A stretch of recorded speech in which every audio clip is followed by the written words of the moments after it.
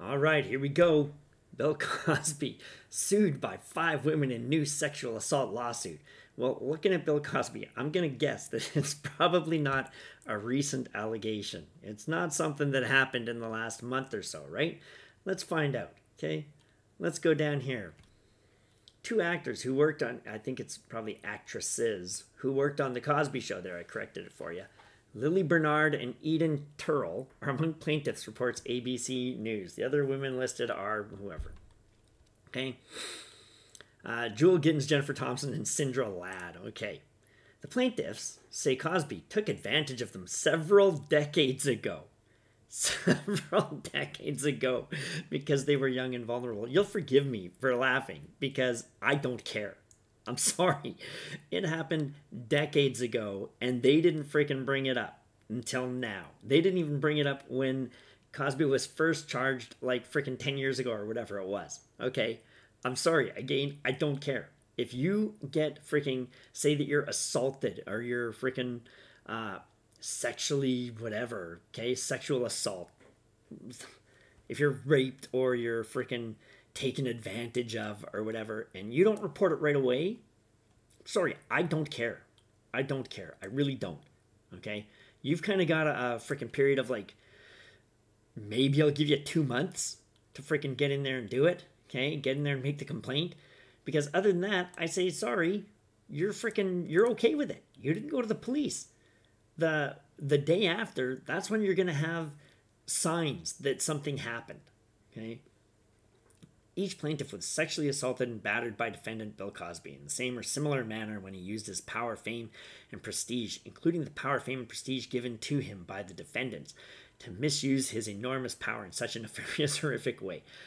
Again, I'm sorry. I see cases like this, and it's like, oh, hey, here's a chance where we can get some money over something that took place that I was probably okay with all those many decades ago. Okay? Now, maybe these were absolutely violent, vicious, assaults. Could be. I don't know, right? But I say if you didn't care about it enough to come forward before decades have gone by, like I say, my personal limit is kind of like 2 months.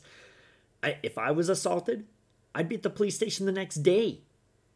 Sorry. I'd say, freaking, this is unacceptable. I've been assaulted. I want to press charges. That's the reality. I'm not going to wait all this time, way past any statute of limitations kind of thing has gone on. Okay? It says they were allegedly abused in the late 80s and early 90s. Late 80s. Late 80s. Oh my God. We're talking like a third of a century ago. Sorry, you've lost your chance. Okay? As far as I'm concerned, you've lost your chance. There's going to be no proof. It's he said, she said. Sorry. I don't care. And this goes on to something else. Okay, this goes on to things like where somebody will make an allegation and then they settle out of court. And you know that they've settled out of court because they've been paid off a huge amount, whether it's like $1 million or $100,000 or $10 million or whatever the case might be. And then everybody goes, oh, this person was such a victim. And I'm sorry, if you settle out of court, okay, if you make the allegation and then you settle out of court, I now have zero sympathy for you. This is just me. I'm sorry, I do. Because you have said that you have now received just compensation for whatever it is that you went through. So now you have no more hurt in you. Sorry, you have been completely rectified. You're fine. You're good to go. Now, if that's, let's say, $10 million, and you say, great, I'm doing my $10 million and I'm going to walk away, and you're not going to get charged for sexual assault or whatever the case might be. I see things like that. Okay, well, I hate these freaking autoplay videos, right, that just start playing for no reason. So once you've made that decision, you have basically said, I'm good. I'm good to go. Now, the way I look at it is, if somebody is, in fact, a vicious predator who's out there assaulting people, and you make a complaint about it, part of the reason that you complain, number one, of course, is for personal justice. Okay, you want to get remedied because this person has wronged you and you deserve retribution, and that person deserves to be punished. Okay, But another reason is because if somebody is in fact a vicious predator, we take them to court so that they then can be found guilty in a court of law, and they can be removed from a situation where they can continue to prey on others.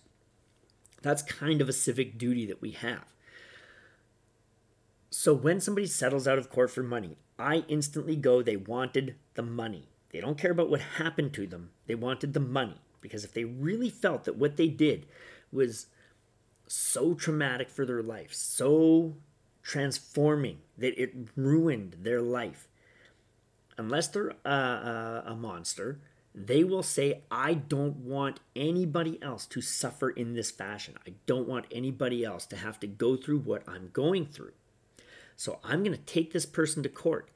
And they can offer me money, they can offer me jewels, they can offer me whatever. But I am taking them to court so that people can see what a horrific person this is, and I can protect other people from going through the horrors that I have experienced. That's why we would take them to court. So when people come out and they settle for money, I just go, sorry, you wanted the money. That's what it was. It wasn't a horrific experience for you. It wasn't extremely terrible. No, it was worth X amount of dollars, right? You have now said that that person, whatever person it is, and let's say they're a billionaire, if they pay you $10 million, which is like 1% of their worth, that's cool. As far as you're concerned, that's great. You know what? That was a fair exchange. They got to do that to you. You got $10 million. Everybody's walking away happy. Bing, bang, boom. Right? All done. Otherwise, you would really go to court. You would say, no, I don't care about the money. I don't care about the money. I want to see this person punished for their deeds. I want to see them have their life taken from them in a way similar to what I had done to me. So when I see things like this, and it's 5 women coming back after, what did it say, decades, okay, from the 80s and the 90s, I go, I have no sympathy. Number one, I don't believe them. I don't believe it happened because people's memories are notoriously fallible, okay? So something that happened in the late 80s, early 90s, for them to actually remember it with perfect clarity is just not going to happen. It's not going to happen. But 2, they didn't care about it for almost, 35 years. They didn't freaking care. And now it's such a big issue that they've got to bring it up after a third of a century. Sorry, if you can't get over it then, if it was so traumatic and you're still not over it, number 1, you file charges when it happens. Or number 2, you need to get a better therapist because they have freaking not done what they should for you to get you past it. Sorry. I see stuff like this and I just go freaking, I just go, these are freaking women coming out of the woodwork because they want a piece of this guy's money, right? That's what it is. They just want more cash from this guy. They want to squeeze him for all they can get. Sorry, I have no sympathy.